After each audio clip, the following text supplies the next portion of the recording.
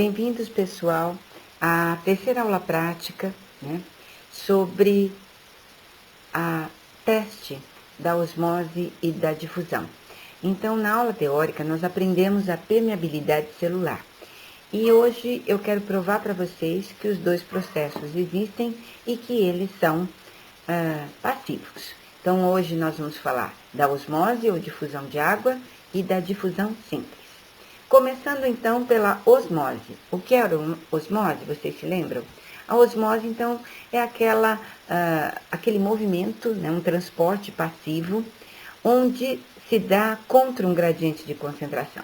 Lembrando, então, que gradiente de concentração seria a diferença entre as concentrações. E quando esse gradiente é a favor, eu digo que ele sempre dá de quem tem muito para quem tem pouco. Então, um favor de um gradiente de concentração é sair da região hipertônica, mais concentrada, e ir para a região hipotônica, menos concentrada. A osmose, ou também chamada de difusão de água, ela é contra o gradiente de concentração. Contudo, ela ainda é passiva e sem gasto de energia. Por quê? Porque nessa situação, a membrana plasmática, ela impede a passagem do soluto. Assim, é impossível que as concentrações se igualem, porque o soluto é barrado. Dessa forma, a gente vai ter a passagem do solvente. E o solvente, ele sempre está em maior quantidade quando a solução está menos concentrada. E ele está em menor quantidade quando a solução está pouco concentrada. Falar que esse movimento vai da região menos concentrada para mais concentrada é a mesma coisa que falar que o movimento do solvente se dá de onde ele está em maior quantidade para onde ele está em menor quantidade. Resumidamente, o que é osmose? É o movimento da água, do solvente, de onde ele está em maior quantidade, ou seja, alto potencial hídrico, e seria a solução, né, no caso, menos concentrada, hipotônica, para a região onde ele está em menor quantidade, ou seja, menor potencial hídrico, ou seja, a solução que tem muito soluto, a solução que está muito concentrada. Tudo isso acontece através de uma membrana semipermeável. Tudo isso acontece através de uma membrana semipermeável. Por quê? Ela não consegue deixar o soluto passar. Então, o solvente resolve essa parada. Tudo isso, né, é sem gasto de energia, como a gente vai ver no experimento abaixo. Aqui, pessoal, é só um esquema lembrando o que eu escrevi na definição. As moléculas grandes e vermelhas, né, são consideradas solutos e as azuisinhas são consideradas solvente, no caso, a água. E você vê que a membrana, ela é uma barreira para o soluto. O soluto não consegue passar. Aí, o que eu tenho? Eu tenho a passagem do solvente. E ele vai sempre onde ele está em maior quantidade para onde ele está em menor quantidade. E isso faz o quê? A concentração acabar modificando. Ou seja, onde tem menos água, vai ter mais água. Isso estou falando, então, que eu estou diluindo e diminuindo a concentração do lado direito. A passagem de moléculas, então, de solutos é impedida, mas a passagem de molécula de água é permitida. Bom, pessoal, esse experimento que está mostrando aí é um experimento muito fácil de entender e fácil de fazer em casa. Você precisa de amido, né, seria a maisena, né, um iodo, aquele que você põe em ferimento, e o princípio disso, né, mas também um copo e água. O princípio é que toda vez que o iodo entra em contato com o grão de amido, ele desenvolve uma reação e fica uma cor. Você vai ver que o iodo ele é meio amarronzado.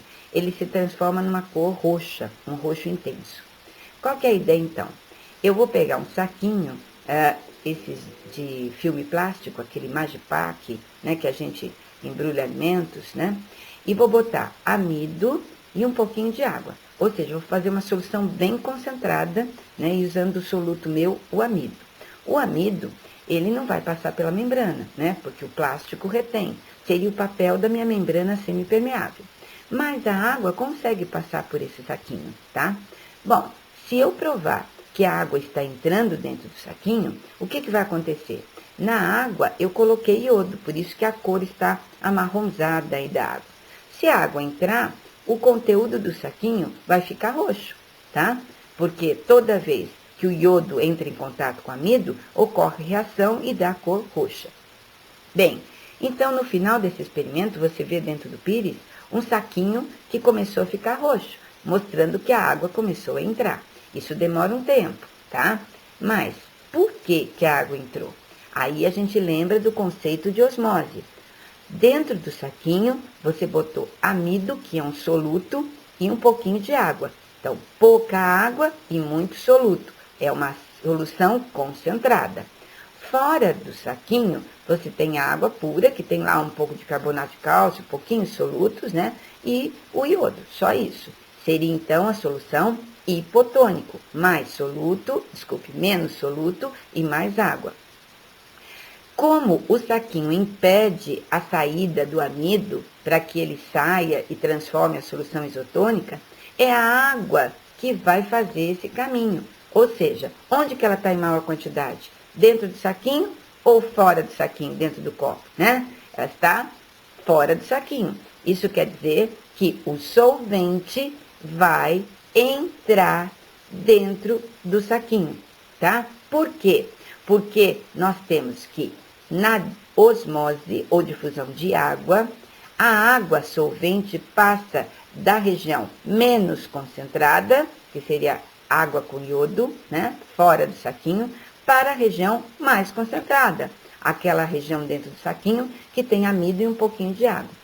Aí você vai ver que isso realmente acontece espontaneamente, sem gasto de energia. Você vai ver que a cor branca do amido começa a se transformar em roxo, principalmente nas bordas onde a água está entrando. A membrana de plástico, ela vai, aí no caso, simbolizar uma membrana semipermeável, que não deixa o soluto, devido ao seu tamanho, ou algumas vezes devido à sua carga, sair do saquinho. Mas a água, o solvente, passa, e ele, então, vai modificar essas concentrações, certo? Aí, então, eu coloquei aí, né? Coloque o amido no pires, todos os procedimentos. E o que você registra? Você registra que a cor do amido mudou.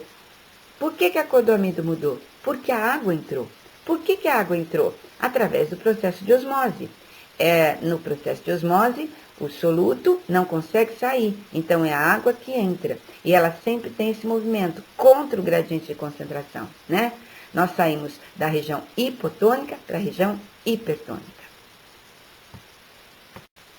Bom, aqui eu estou chamando para vocês alguns outros exemplos que acontecem no nosso dia a dia, né? Na aula teórica a gente até comentou.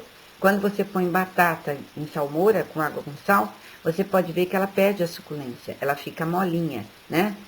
Ou quando a gente tempera uma alface, você vê que a alface, mesmo que você não tempere com vinagre, com nenhum líquido, você só põe a sal na alface, você vai perceber que depois tem uma água. De onde saiu essa água, né? A água saiu exatamente devido ao processo de osmose. A mesma coisa é a carne seca.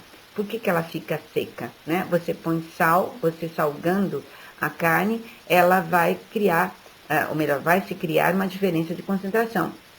Em todos os casos que eu comentei, você vai ter que a célula, né, da batata, da alface ou da carne, ela vai ficar menos concentrada do que o meio externo, que seria a salmoura. E isso vai fazer com que a água de dentro da célula saia para fora. Aí você vai ter uma batata desidratada, né, uma alface murcha e uma carne seca.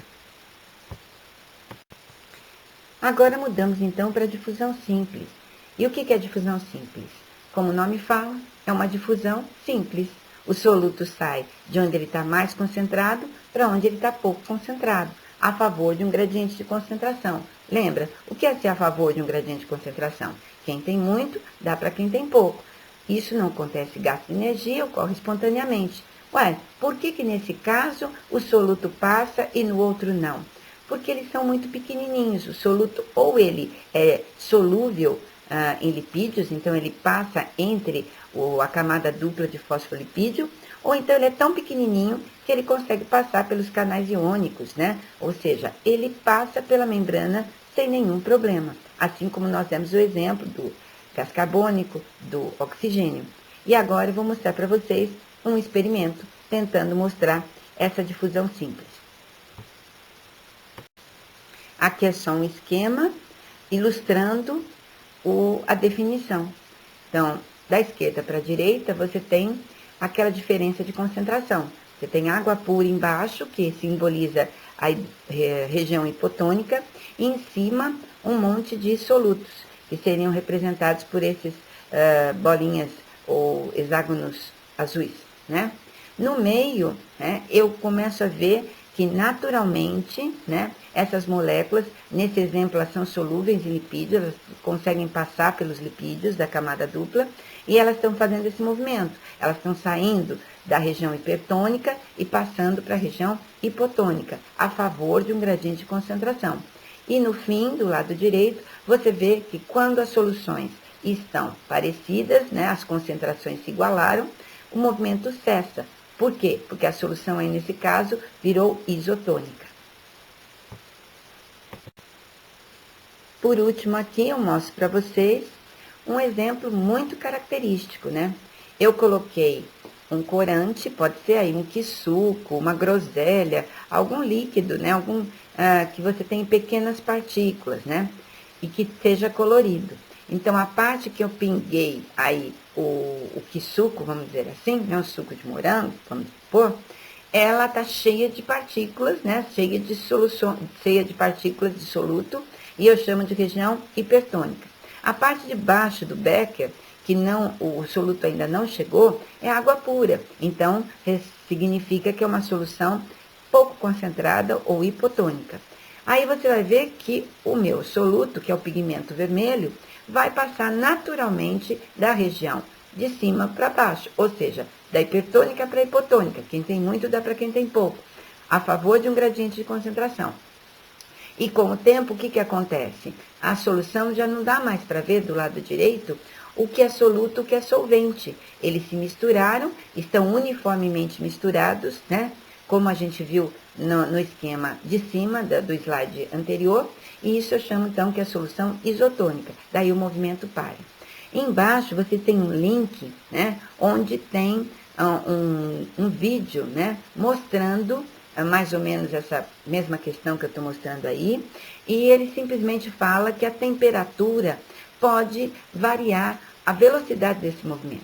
Então, esse movimento da difusão vai ser mais lento quando você põe água gelada, por exemplo, e vai ser mais rápido quando você põe água quente. Por quê?